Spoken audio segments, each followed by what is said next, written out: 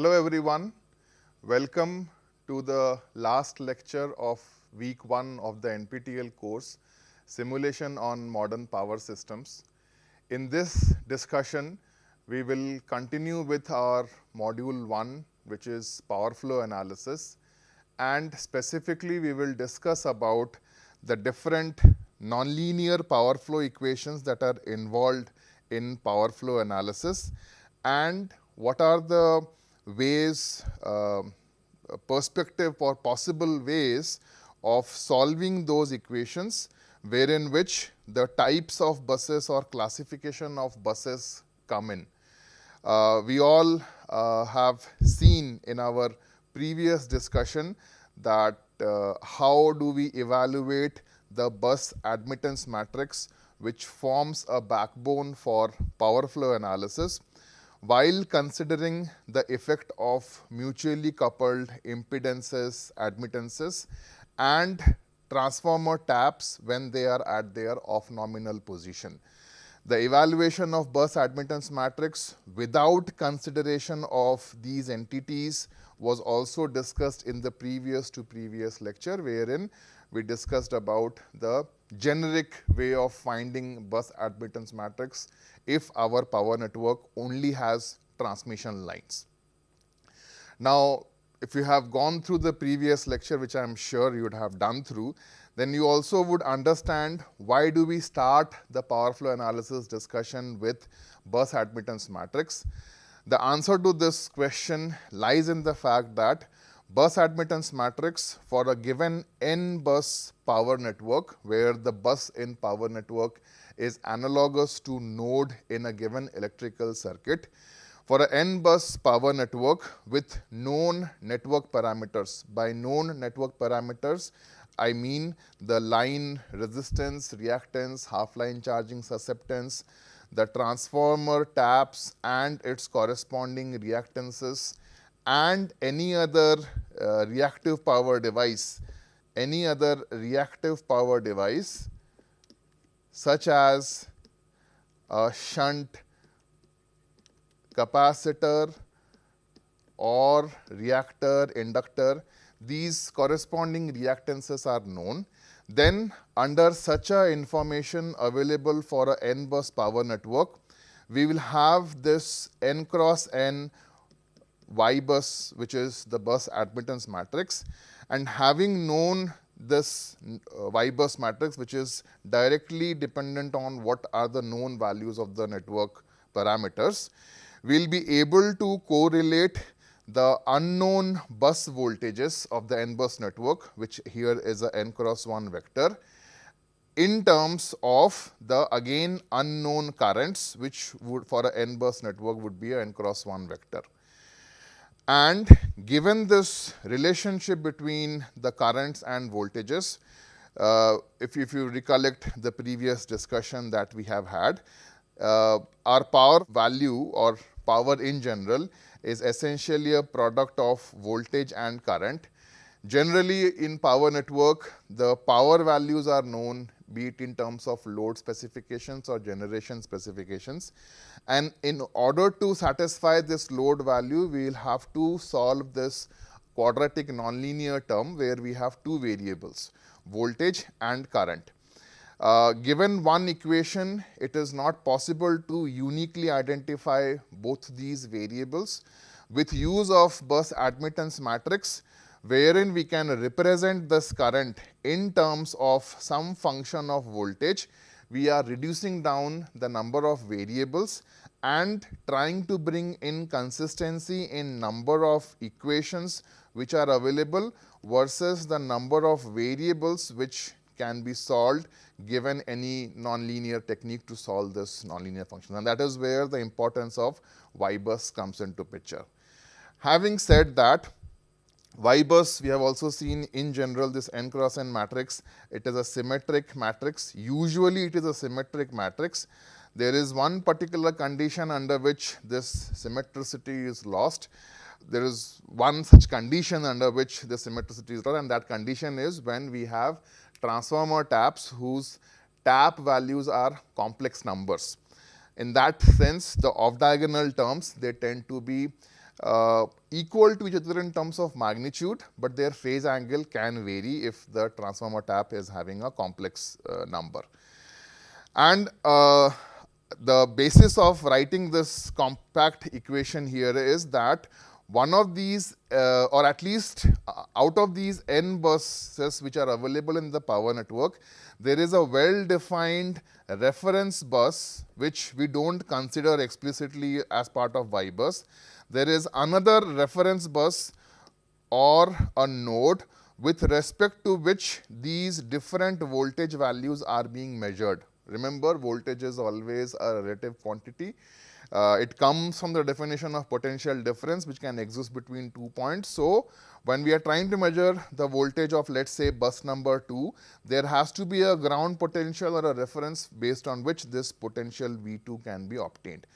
Under that condition only, Y bus becomes a factorizable matrix or an invertible matrix, and during that condition we can also get the bus impedance matrix Z bus, which would correlate this I vector with V vector as similar to what has been shown here. All that have been discussed in the previous discussion. Moving on, since we have the assumption that there is a reference bus available for this three-phase balanced power network whose power flow analysis needs to be done. So, all these currents I, V, which are n cross 1 vectors as shown over here, each of these quantities, they are in per unit. The first important part is they are all per unit values, and also they are phasor quantities. That means they have a magnitude and a phase angle, all being measured with respect to the reference bus or node. So, when we say that we have a phasor which inherently is a complex number, there can be different ways of representation of complex numbers. Usually, we prefer using the polar version or polar representation of complex number, or the rectangular version of complex number, wherein for a ith bus or a node, if Vi is its corresponding voltage phasor, then mod of Vi is the magnitude of the voltage, theta I is the corresponding phase angle which is being measured with respect to this reference bus. This can be further expanded using Euler's formula or Euler's expansion, wherein e to the power j theta, where j is the complex operator which is root over of -1, can be expanded as cosine of theta plus j sine of theta. For consistency, if I bring in the ith node information theta I, then I can rewrite. So, this is nothing but 1 at an angle theta I. So, if I have to expand Vi theta I using this expansion, I get a form of this part, and bring in Vi mod inside the bracket. What I will get is Ei and Fi, where Ei is nothing but mod of Vi cos theta I, and Fi is Vi mod of Vi sin theta I. We call this to be the real part of voltage phasor and Fi to be the imaginary part of voltage phasor. E's and F's are the notations that I prefer using. Different references or different literatures may have different notations for real and imaginary parts of the voltage phasors. So, if this voltage has this form, which could be in polar form, so this part is the polar form and these two are the rectangular forms. If we assume this representation of voltage phasor with respect to a reference bus, it is imperative to also imagine that what would be our current phasors. Will they be real numbers or complex numbers? It's pretty straightforward that if one of the voltage or one of the quantities in this expression is a complex number, no matter whether Y bus is a real matrix or a complex matrix, in fact, usually it is a complex matrix for a n bus power network, it is imperative to understand that I will also be a complex number or a complex phasor, which can also be represented in polar form and rectangular form. Having said that, if we were to write the ith current II current in terms of Y bus elements, which would involve ith row Y bus elements, and all these n voltage phasors. In a summation form, it can be written as of this order. And as I mentioned, Y bus for a given practical n bus power network is a complex matrix. So Y bus can be written as capital G plus J capital B, where Gik is the I comma kth element of the G matrix, and similarly Bik is the I comma kth element of the B matrix. We call G to be the real part of Y bus and B to be the imaginary part of Y bus, as we defined for E's and F's with respect to voltage phasor. If this is my current expression, as of now, what is known and unknown? The only thing that is known is this element here inside the summation, whereas voltage is still unknown, and hence correspondingly currents are also still unknown. The only unknown quantity is the Y bus element. Complex power, I'm sure all of us understand, we have seen that in the previous discussion also. We define the complex power at bus I or node I to be the product of voltage phasor at bus I and conjugate of current phasor at bus I. In the next slide, we will see why this definition is used and why not the other forms or possibilities.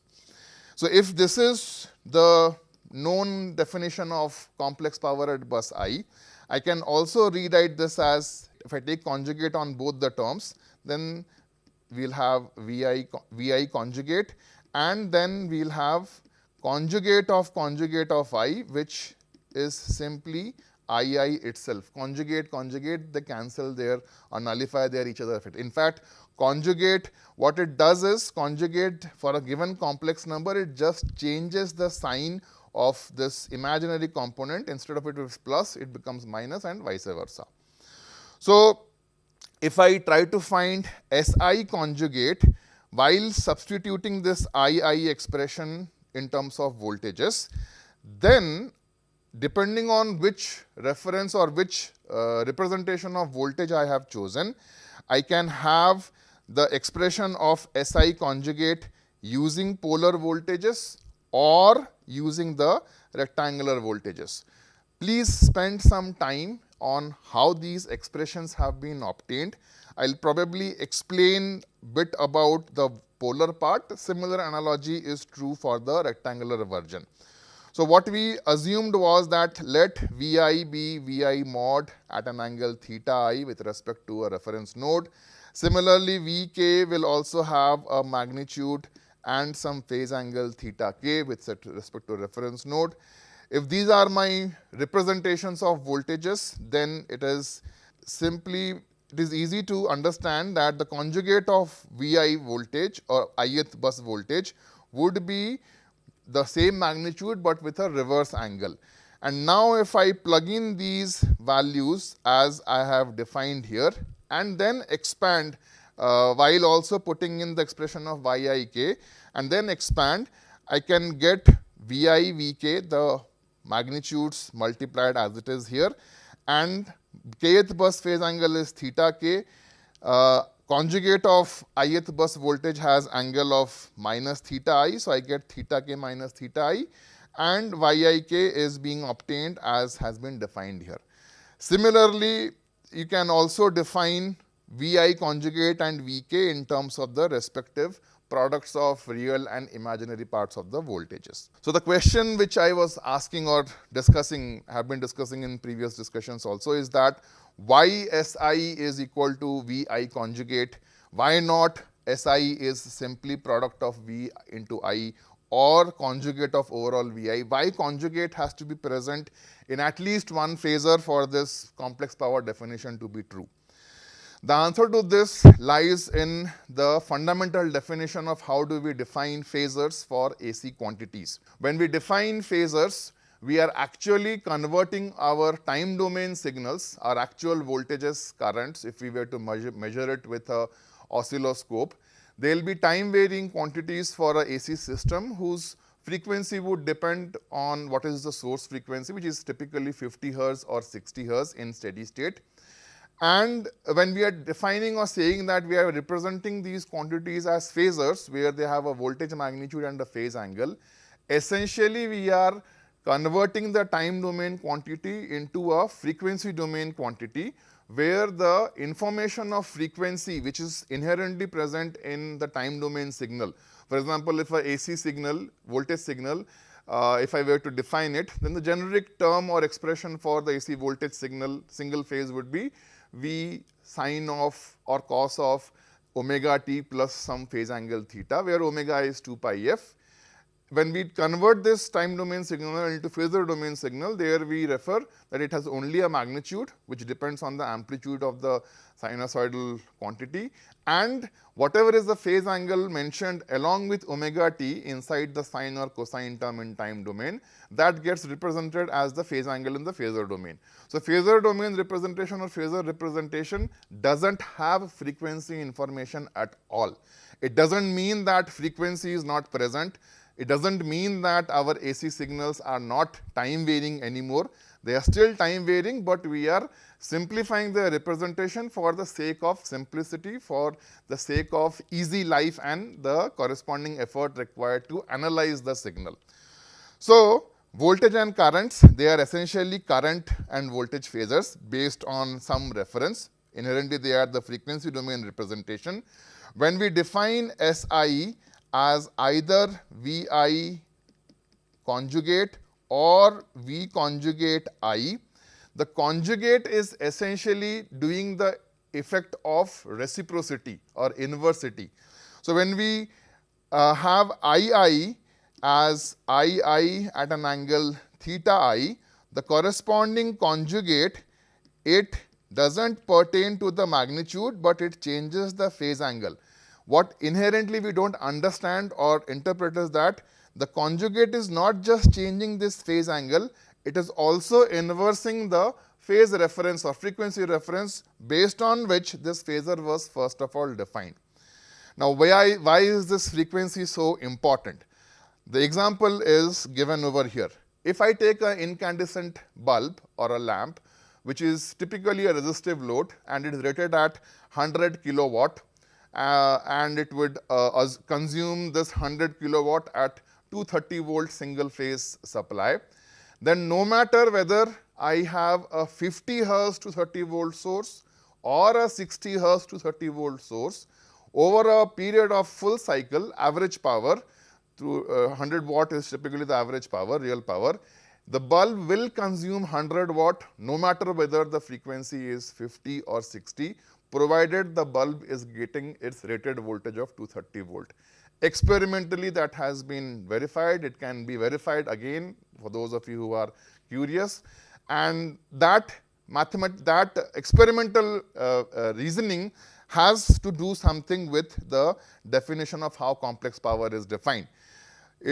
Our powers, they are independent of frequency reference, and when we are defining or finding the mathematical expressions of power, they should match with the corresponding physical representation that we see in real life. And that is the reason why the conjugate has to be present either in current or voltage, so that the frequency dependency part in power, be it real or reactive power or complex power, that information is not required there. If we were to choose these as our expressions of complex power, then essentially the power would also be, in average sense, would also be dependent on frequency. I do understand that instantaneous power is a dependent component of frequency. By power, what I am referring here are average powers, specifically average real power or average active power. That defines the notion why conjugate has to be present either on current or voltage. Now, why do we electrical engineers prefer with the first definition? It is all to do with the convention of how we define our reactive quantities. We have defined inductors to be devices which consume reactive power, and we have defined capacitors to be entities which deliver reactive power. So, Generally, inductors have been associated with a negative reactive power, whereas capacitors have been associated with a positive reactive power, which in a way defines the notion of power factor. Not cosine of theta, but the angle associated with the theta angle, which is the load impedance angle or power factor angle. The day this convention is reversed, that the day inductors would deliver reactive power and capacitors would absorb reactive power with this change in convention, on that day V conjugate I will also be a feasible definition for complex power. But overall summary which I would like to again reiterate is, average active power is independent of frequency of the source, and hence conjugate term helps in removing that frequency dependency component in complex power through average power. In fact, SI, the way we have defined voltage and current, real and imaginary parts, if I take the real part of SI conjugate, it is nothing but the real power which has been injected, which in a way is the average active power, and the corresponding imaginary part. So, SI here, the way we defined rectangular coordinates for voltage, SI here is Pi plus JQI. Alternatively, SI conjugate is Pi minus JQI. So, if I take the real part of SI conjugate, I will get Pi. If I take the imaginary part of SI conjugate, I will get Q, which is the imaginary part. And that is where you would see I have multiplied or further expanded this product. This is essentially 1 at an angle theta k minus theta I, which is cosine of theta k minus theta I, plus j sine of theta k minus theta I.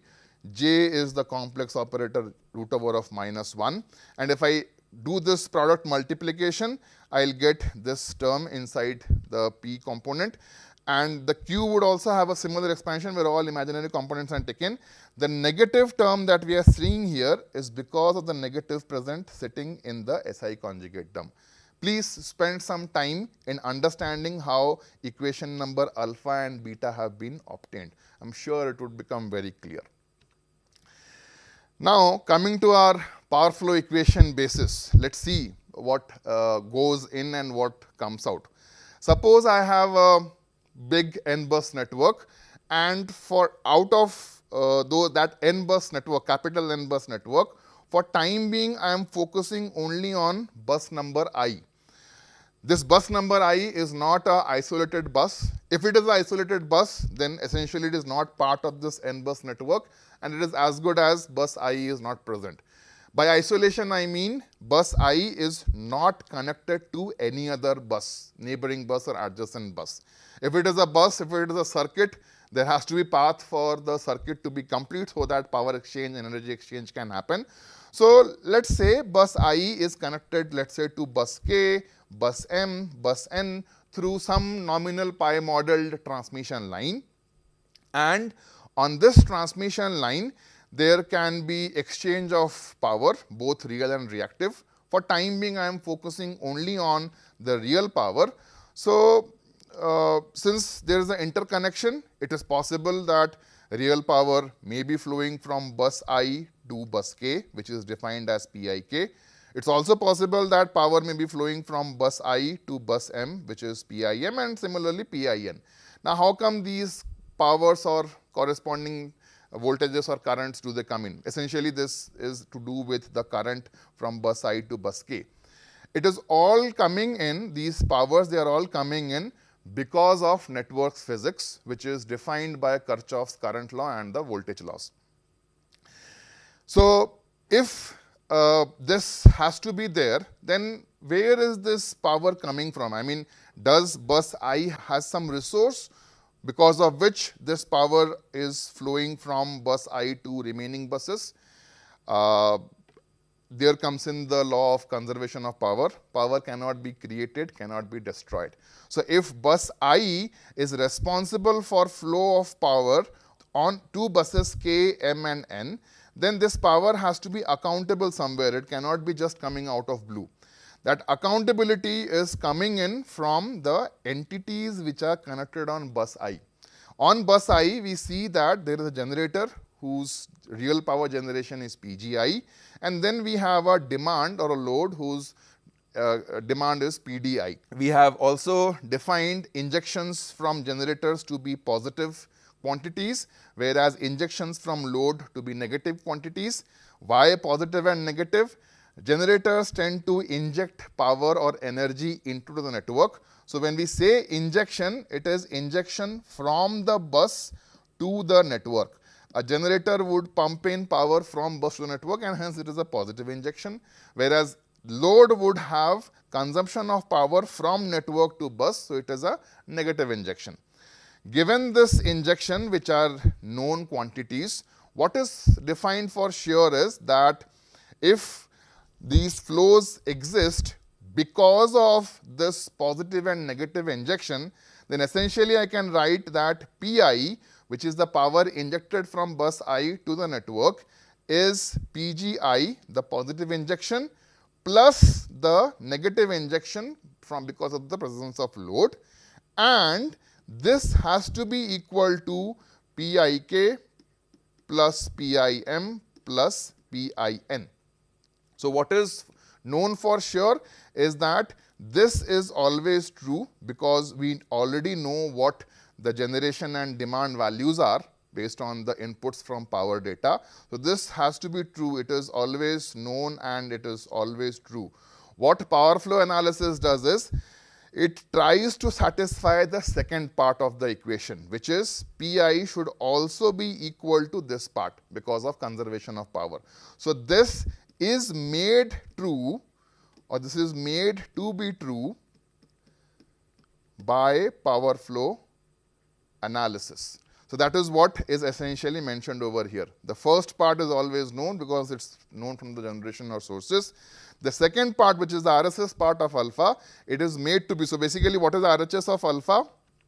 RHS of alpha is this term sitting over here, which essentially is the accountability of real power flows from bus I to all other connected buses. The term, which is the second part here, it is made true through power flow analysis.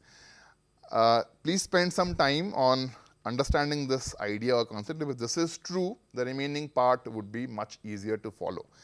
Similar reasoning is also applicable for reactive power and the corresponding RHS part of the beta equation.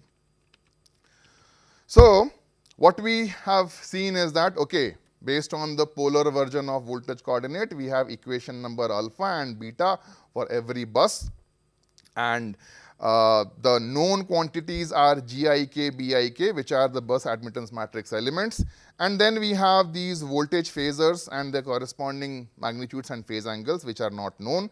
The network parameters, they are known from the manufacturer's data. If not known, then there is parameter estimation exercise which is done through state estimation. And the purpose of power flow is to essentially find these voltage phasors, the corresponding magnitude and phase angles, so that the RHS component of alpha and similarly RHS component of beta are made to be true. So that's the idea of power flow. Now let's see how it is possible. We know that there are two equations for every bus, but then each of these equations have four variables. We have two equations and four variables for every bus I. What are those four variables? I'll start with the RHS and LHS part. Pi is one variable for node I, Qi is one variable, Vi is one variable, the magnitude, and the corresponding phase angle theta I. Similar variables will also exist for bus K, wherein for equation pertaining to bus K of alpha and beta type, we will have Pk, Qk, Vk and theta k as the variable. The voltage variables, they are the independent variables, whereas Pi and Qi are dependent variables. Why? If we know the voltage phasors on the right hand side, then this entire term on both the sides becomes known, and consequentially this also becomes known. So the problem that we have had is we have four variables and two equations for every bus. How do we bring in mathematical consistency?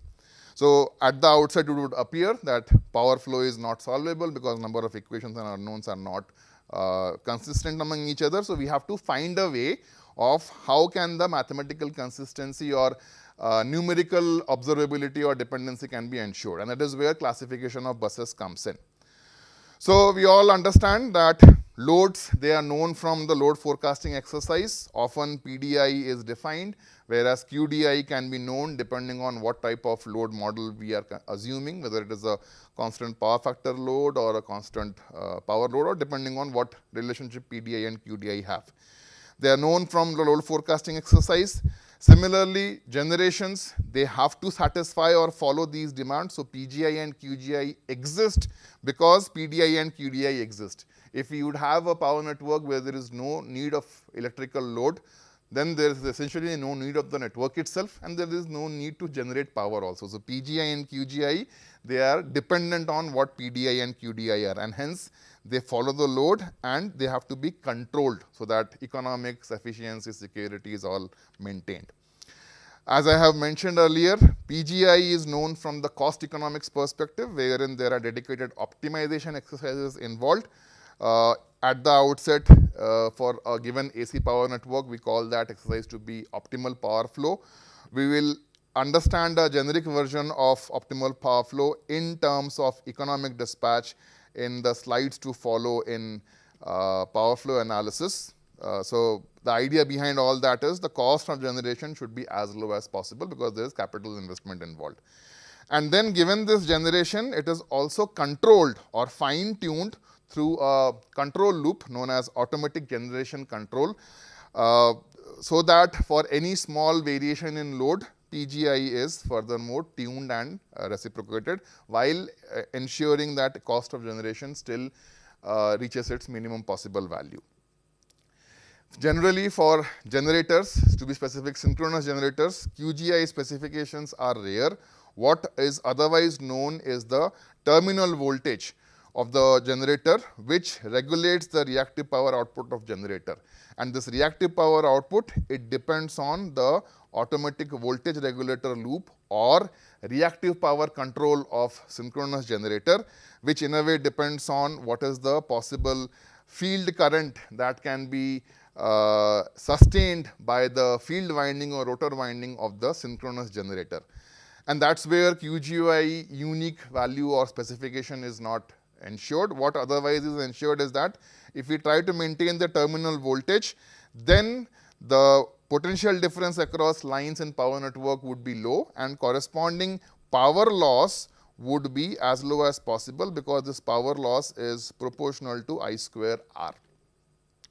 So for minimum power loss, as I have mentioned in the previous discussions also, that as long as the voltage profile is close to being uniform or flat, the power losses would be minimum, and again savings can be made in terms of the system operation. So voltage in a way is known for the synchronous generator. Depending on this voltage, the corresponding reactive power generation ranges are defined. The voltage values, as I have mentioned, they are known from a well-known another optimization exercise known as active power loss minimization or reactive power minimization, wherein the objective is to make this non-uniform voltage profile close to being as uniform as possible. That is the objective or idea behind reactive power optimization. There is hardcore mathematics involved behind this formulation. We will not be unfortunately able to discuss or cover that as part of this module.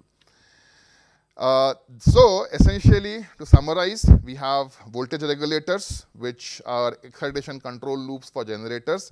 And for generators, generally voltage terminal or magnitude is specified by virtue of excitation control. Real power generation is specified from cost economics, and the corresponding range within which the generator can absorb reactive power or deliver reactive power. Synchronous generators, they can absorb and deliver both reactive powers, and hence the corresponding minimum and maximum allowable values of QGI are known, which also comes from the definition of capability curves. And that's what brings us to the first type of bus. With the first type of bus is known as the load bus or PQ bus, where the term load, as the term says, there is definitely no generator connected to it. That means there is no voltage control available or present on this bus. A load may or may not be connected. If the load is not connected, then PD and QD both are 0 for that case, which still is a fictitious bus with 0 injection.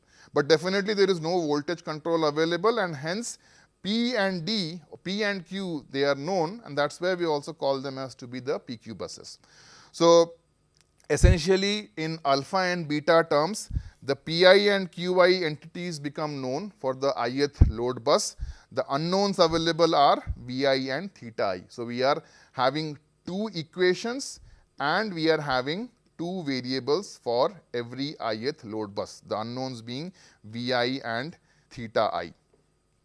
So Vi and theta I are the unknown which are to be obtained from power flow analysis. The available equations are alpha PQ and beta PQ.